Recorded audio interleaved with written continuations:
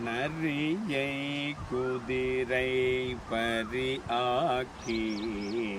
ஞாலம் எல்லாம் நிகழ்வித்து பெரிய தென்னன் மதுரையெல்லாம் பிச்சது ஏற்றும் பெருந்துரையாய் அரிய பொருளே அவிநாசி அப்பா பாண்டி வெல்லமே தெரிய அரிய பரம் சோதி செய்வதொன்றும் அறியேனே